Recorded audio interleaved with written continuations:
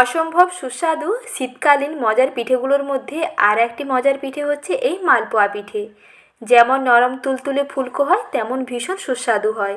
হাতের কাছে থাকা অল্প কিছু উপকরণে এবং একেবারে অল্প সময়ে তৈরি করে ফেলুন এই রকম লোভনীয় মালপোয়া পিঠে। খেতে দেখবেন ভীষণ দুর্দান্ত হয়। নমস্কার বন্ধুরা, আমি সাথী আমার কিচেনের আবারও এক পিঠে রেসিপিতে আপনাদের সকলকে স্বাগত জানাই। আজকে রেসিপিতে বানিয়ে দেখাবো নরম তুলতুলে ফুলকো মালপোয়া পিঠে। এই টিপস জেনে মালপোয়া পিঠে বানালে প্রতিটি পিঠে দেখবেন বলের মতন ফুলবে এবং ভীষণ টেস্টি হবে। আর রেসিপি দেখার পর যে কেউ বানিয়ে ফেলতে পারবেন। তাহলে আসুন দেখে নিন আজকের সহজ রেসিপিটি পুরোটা দেখে নেওয়ার অনুরোধ থাকলো। আর ভালো লেগে থাকলে প্লিজ লাইক করবেন।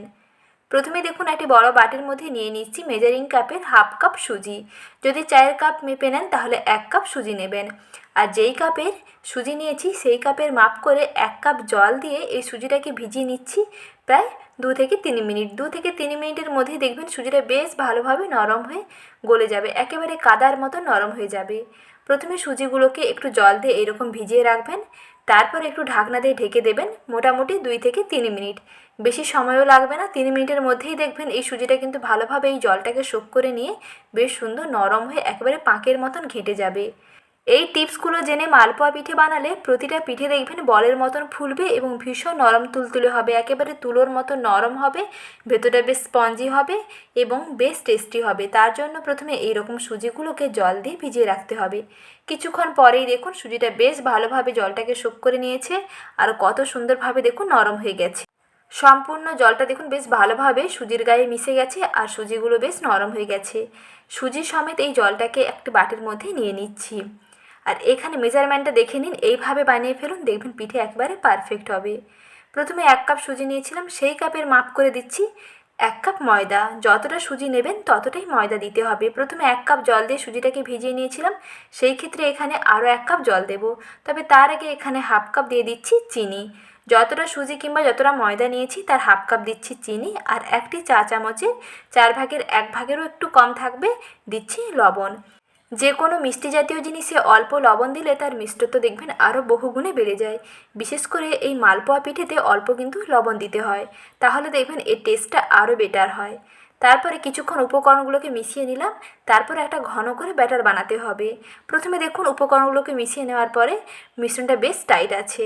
তারপরে যেই কাপের মাপ করে সুজি কিংবা যেই কাপের মাপ করে ময়দা নিয়েছিলাম ঠিক ততটা এখানে জল দিতে হবে। প্রথমে 1 কাপ জল দিয়ে সুজিগুলোকে ভিজিয়ে নিয়েছিলাম আর 1 কাপ জল দিলাম।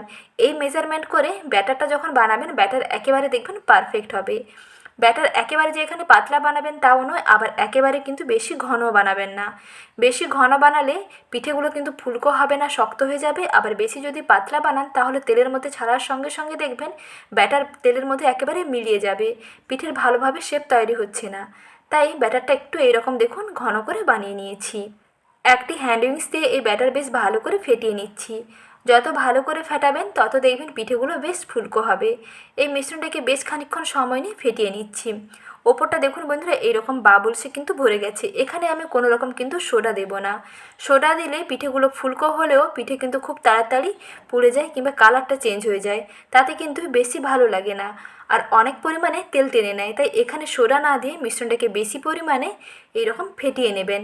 যত বেশি ফেটাবেন তত দেখবেন এই মিশ্রণটা ভালোভাবে ফুলকো হয়ে যাবে।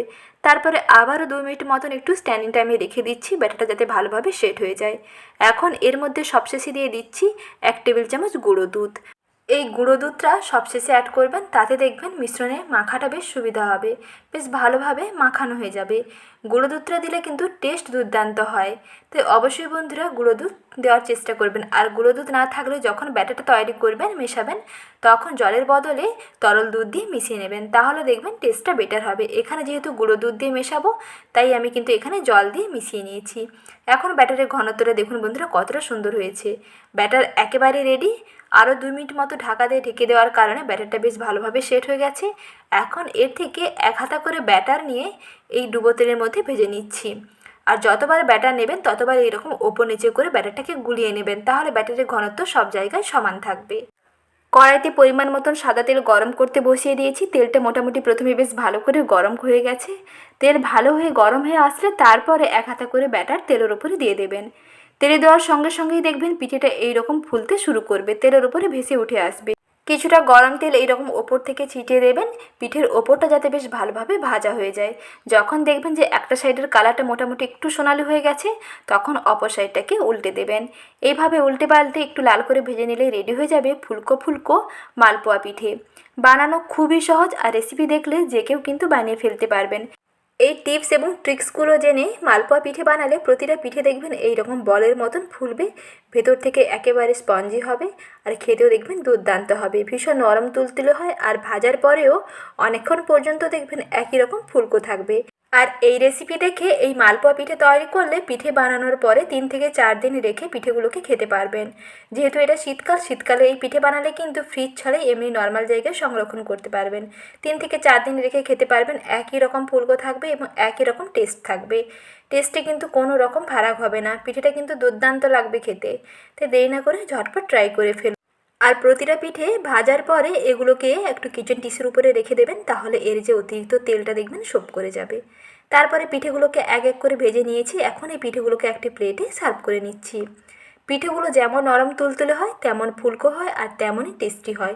অল্প কিছু উপকরণে এবং অল্প সময়ে ঝটপট তৈরি করে ফেলুন। আর আজকের সহজ এবং লোভনীয় রেসিপিটি ভালো লেগে থাকলে ভিডিওটিতে প্লিজ লাইক করবেন।